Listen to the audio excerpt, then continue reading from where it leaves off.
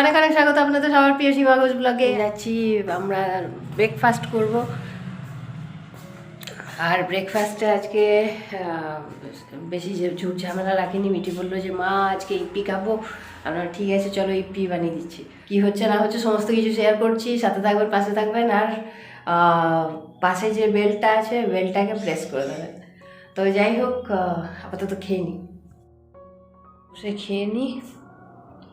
প্রায় শেষের মুখে। এবার তো শীতের পোশাকগুলো কেচে কুচে রাখাটা একটা বিশাল চাপের ব্যাপার হয়ে যাচ্ছে।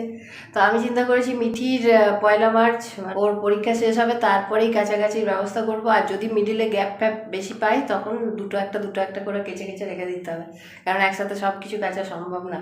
এই তো ভাঙা কোমর। এদের এখানে মশলা সব কিছু কেটে কুটে রাখছি, রেডি করছি, পনির হবে। তো মিঠি যেহেতু এক্সাম এখন চলছে, যার জন্য তাই ছোট ছোট ব্লগ শেয়ার করছি। কিন্তু ডেইলি ব্লগ শেয়ার আমি কিন্তু করছি। চ্যালেঞ্জ যেটা নিয়েছি সেটা সবসময় চেষ্টা করে যাবো যে কমপ্লিট করার জন্যে। বাকি এবার ভগবানের ইচ্ছা। এই গরমের যেই তাপ পড়েছে, এবার রৌদ্রের মধ্যে সব গাছের, এই যে এই গাছটা বসানো হয়েছে, কি সুন্দর ফুল ফুটেছে দেখুন। এটা আমি গাছ কিনে নিয়ে এসেছিলাম, কিন্তু ভালোভাবে হচ্ছিল না। এখন শীত শেষের সময় দেখছি ফুটছে। ওইটা এখনও বাকি আছে, ওইদিকে পুচকুটা এখনও হয়নি ভালো করে। আর এগুলো তো যা হয়েছিল সব শেষ হয়ে গেল। এই সব রোদ্রে শুকিয়ে যাচ্ছে। বাইরের রোদ্রে থাকলে সোয়েটার পরে গরমে লাগছে, আবার ঘরের ভিতরে গেলে তো আর এক অবস্থা। আর গোলাপ ফুলটা ফুটেছে কি সুন্দর দেখায়। এই যে গোলাপ গাছের এই ফুল একটা ফেসবুকেও আমি রিল আপলোড করেছিলাম। তো এখনও এই একটা কুড়ি আছে, আবার কুড়ি বেরোচ্ছে।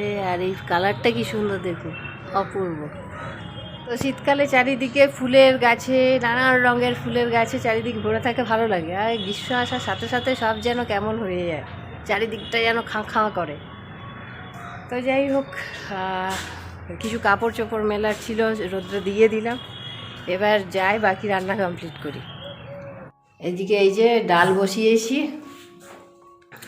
ডাল হয়ে গেছে।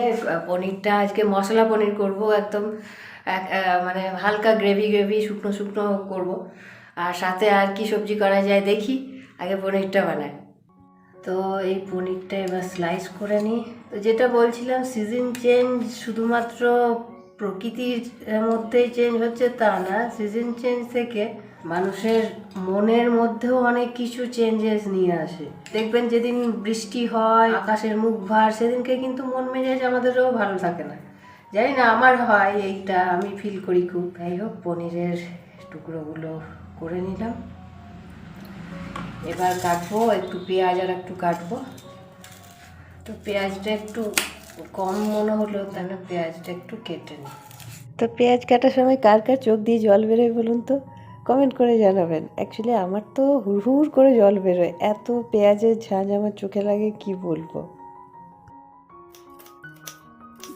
তো হয়ে গেল পেঁয়াজ কাটা। তো কড়াই চাপিয়ে দিয়েছি, এবার করে নিই পনিরটা করার পর দেখি আর কি করা যায়। এই যে মেয়ে আমার বলছে যে না, পনিরের পিসগুলো অনেক বড় হয়ে গেছে, ও ওই জন্যে ওর হিসাব মতো করে পিস করছে, ওর মন মতো হওয়া চাই। আর এদিকে আমার মশলা প্রায় হয়ে এসছে পনিরের, করে নিই। আর ওর আবদার হচ্ছে কাসুরি মেথি, এটা বেশি করে দেবে, এটা বেশি করে দেবে। তো এই মশলা কষার সময় একবার দিই, আবার নামানোর পর আর একবার দিয়ে দিই। আর এই যে কাঁচা পনির খান্নাবেলা, ওর কাঁচা পনিরটাই ওর কি ভালো লাগে জানি না। ওর মানে রান্নাতে তো খুবই ভালোবাসে, আর কাঁচাও খেতে খুব ভালোবাসে। নাকটা আর একটু দে, তাহলে নাকটাও তোর রান্না হয়ে যাবে। আমি টাইটেল দেবো যে পনিরের গন্ধ শুকতে গিয়ে মিঠির নাক পুড়ে গেল, ভেজ প্লাস নন ভেজ। তো আজকের পনিরগুলো আর ভাজছি না, কাঁচায় দিয়ে দেবো। এই হয়ে গেল পনির।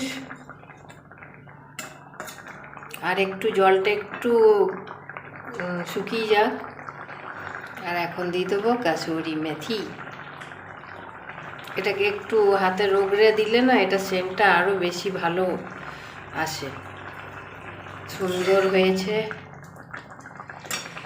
পনিরগুলো দিয়েছি, পনিরটা হয়ে যাক তারপর যাবো স্নানে। আর একদিন ইচ্ছা আছে কাশ্মীরি লাল পনির বানাবো। কাশ্মীরি লাল পনিরটা আমার খুব ভালো লাগে খেতে, ওটা ভিডিও তো কোনোদিন শেয়ার করিনি, একদিন করব।